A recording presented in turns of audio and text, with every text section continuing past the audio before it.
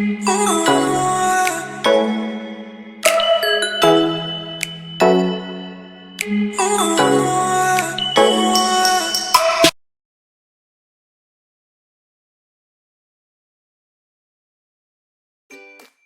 guys, assalamualaikum warahmatullahi wabarakatuh. Kembali lagi dengan saya Rusdiana. Baik, di video kali ini kita berjumpa lagi dengan saya. Kita akan membahas mengenai unsur intrinsik prosa fiksi dan unsur intrinsik puisi. Nah, sebelumnya juga saya sudah membuat konten pembelajaran itu di video sebelumnya mengenai apa itu apresiasi prosa fiksi, kemudian apa itu apresiasi puisi, pengertian puisi, pengertian prosa fiksi juga gitu.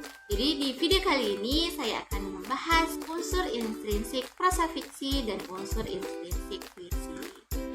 Kemudian kita pembahasan selanjutnya mengenai irisan unsur intrinsik prosa fiksi dan unsur intrinsik puisi. Kita akan membahas 3 pembahasan tersebut. Kemudian nanti juga saya akan mencantumkan sebuah karya sastra dalam bentuk prosa fiksi dan puisi gitu. Oke, jangan lupa teman-teman untuk like, comment, subscribe, and share. Semoga video kali ini akan bermanfaat untuk kalian semua. Jangan lupa nonton sampai habis ya. Oke, langsung saja teman-teman. Oke, baik, kita langsung saja membahas mengenai unsur intrinsik prosa fiksi. Nah, sebelumnya unsur intrinsik ini merupakan unsur yang sangat penting dalam sebuah karya sastra. Komponen wajib dalam karya sastra ini sangat penting untuk membentuk atau membangun cerita yang ada gitu.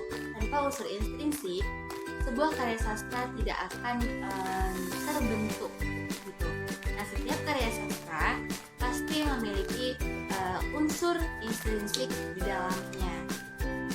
Nah, jadi unsur intrinsik ini merupakan bahan penyusun karya sastra yang bersumber dari cerita itu sendiri. Kemudian, unsur intrinsik ini harus ada dalam sebuah karya. Jika salah satu unsurnya tidak ada atau tidak dicantumkan, maka tulisan tersebut tidak bisa disebut sebuah karya sastra yang baik gitu ya. Nah, pada prosa fiksi itu ada unsur intrinsik yang harus dipenuhi. Unsur intrinsik pada prosa fiksi juga umumnya sama dengan unsur drama gitu. Unsur intrinsik ini diantaranya adalah memuat yang pertama itu tema, tokoh, kemudian alur, latar, kemudian gaya bahasa, kemudian sudut pandang, dan amanat. Kita akan membahas satu persatu unsur intrinsik prosa fiksi. Yang pertama itu ada tema. Tema ini unsur intrinsik dalam prosa fiksi yang merupakan sebuah ruh atau nyawa yang ada di dalam sebuah karya prosa fiksi. Nah, tema ini biasa disebut dengan ide utama dalam membuat cerita. Karena tema ini adalah penentu latar belakang dari cerita tersebut gitu. Nah, kemudian poin yang kedua yaitu mengenai tokoh. Nah, tokoh ini merupakan unsur intrinsik penting dalam prosa karena tokoh ini merupakan pelaku atau orang yang berperan yang terdapat di dalam cerita tersebut. Nah, selain tokoh, itu penokohan juga jadi bagian dari unsur intrinsik. Nah, penokohan ini merupakan penentuan watak atau karakter dari tokoh tersebut gitu. Nah, penokohan ini juga bisa digunakan atau digambarkan dalam sebuah ucapan, kemudian pemikiran dan pandangan saat menyelesaikan suatu masalah.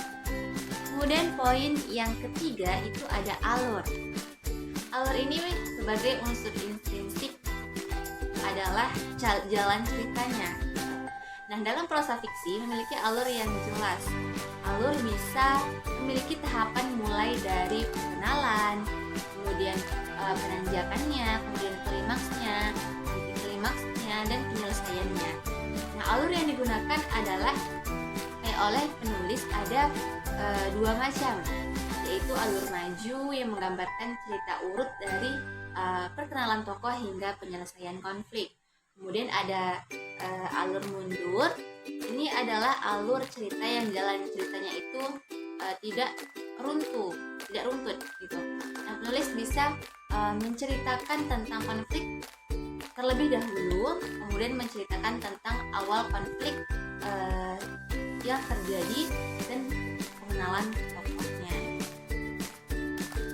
Kemudian poin selanjutnya itu ada latar. Nah, latar ini merupakan unsur intrinsik lainnya dalam prosa fiksi yang mengacu pada latar waktu, suasana, kemudian dan tempat terjadinya sebuah cerita gitu ya. Nah, latar ini bisa membuat pembaca cerpen lebih paham tentang kapan, di mana, dan sedang apa tokoh yang akan diceritakan gitu ya. Kemudian poin yang selanjutnya itu mengenai sudut pandang. Nah, sudut pandang ini unsur intrinsik yang tak kalah penting adalah sudut pandang. Nah, sudut pandang merupakan arah pandang seorang penulis dalam menyampaikan sebuah ceritanya. Nah, terdapat sudut pandang sebagai orang pertama, kemudian sudut pandang orang kedua, dan sudut pandang orang ketiga. Ada juga sudut pandang dari penulis yang berasal dari sudut pandang orang yang berada di luar cerita. Kemudian poin selanjutnya itu mengenai gaya bahasa atau majas. Gaya bahasa dalam unsur intrinsik merupakan ciri khas dari penulis saat menceritakan ceritanya, saat menuliskan ceritanya gitu. Nah, gaya bahasa ini bisa dibedakan dari penggunaan majas, kemudian diksi, dan pemilihan kalimat yang tepat di dalam cerpennya. Ada penulis yang menggunakan bahasa baku, ada juga yang menggunakan bahasa santai gitu ya. Kemudian poin selanjutnya yaitu amanat atau pesan. Nah, amanat adalah pesan moral yang ditulis oleh penulis cerita yang bisa dipetik oleh pembacanya.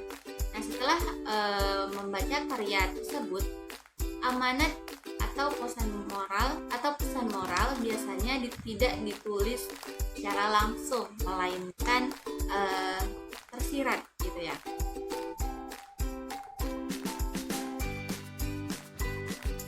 Oke, baik, kemudian kita akan membahas pembahasan yang kedua, yaitu mengenai unsur intrinsik puisi gitu. Unsur intrinsik adalah unsur yang terkandung dalam puisi dan mempengaruhinya. Yang termasuk dalam unsur intrinsik puisi yakni yang pertama itu ada tema, kemudian ada imaji, kemudian ada diksi, kemudian ada suasana, kemudian ada majas, kemudian ada rima dan amanat. Nah, berikut penjelasannya. Yang pertama kita akan membahas tema. Yang pertama itu tema. Nah, tema ini adalah pokok pikiran utama dalam sebuah puisi. Nah, sifat dari tema ini bisa objektif, khusus, ataupun lugas gitu ya.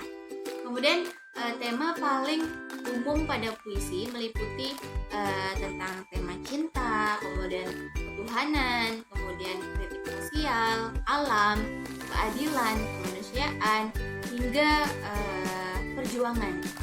Nah, kemudian poin yang kedua, unsur intrinsik yang kedua dalam puisi yaitu perasaan atau imaji.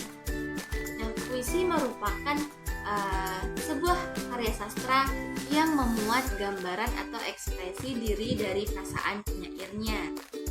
Nah, perasaan tersebut bisa berdasarkan kesedihan, kesenangan, kegalauan, kemudian ketakutan, sampai bahkan kesepian. Kemudian ada unsur intrinsik yang ketiga dalam puisi, yaitu diksi atau pilihan kata. Nah, kata-kata pada puisi hendaknya dipilih kata dengan cermat, dengan mempertimbangkan banyak aspek gitu. Nah, mulai dari makna, kemudian keselarasan rima dan nada atau irama juga, kemudian serta konteks utuh dalam puisi tersebut. Kemudian unsur intrinsik yang selanjutnya dalam puisi yaitu nada dan suasana. Melalui sebuah puisi, penyair harus mampu membangun nada dan suasana sehingga isi pesan di dalamnya dapat tersampaikan kepada pembaca. Nah, misalnya menciptakan efek ceria dan bahagia, maka suasana yang tercipta oleh pembaca nantinya itu akan merasakan senang, bahkan hatinya itu terlihat seperti kayak berbunga-bunga gitu ya.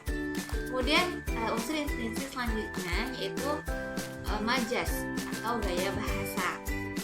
Nah, unsur pembentuk puisi berikutnya adalah majas. Ini merupakan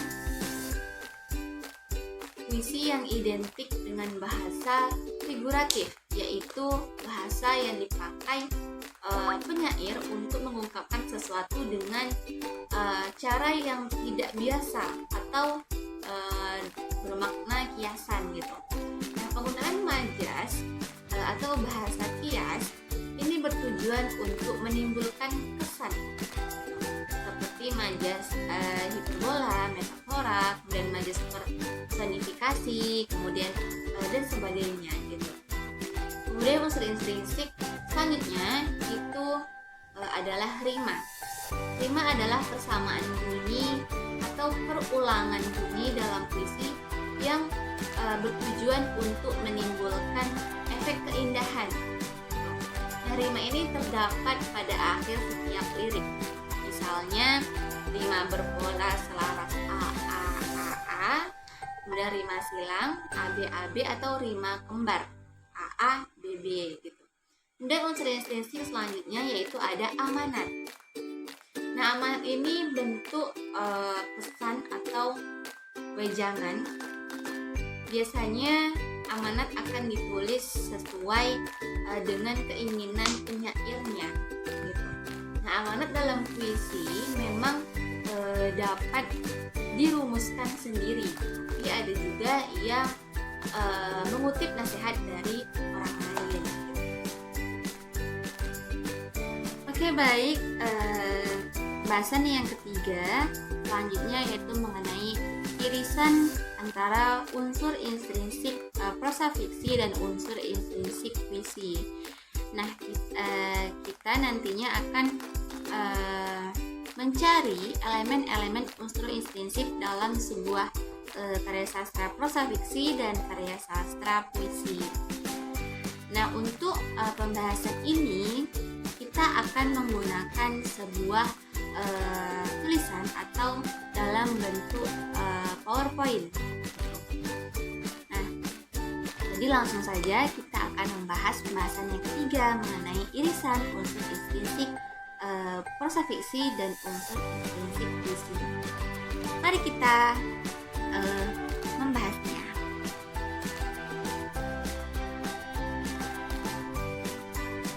Sebelum kita memasuki ke pembahasan, alangkah baiknya kita mengetahui dulu apa itu irisan.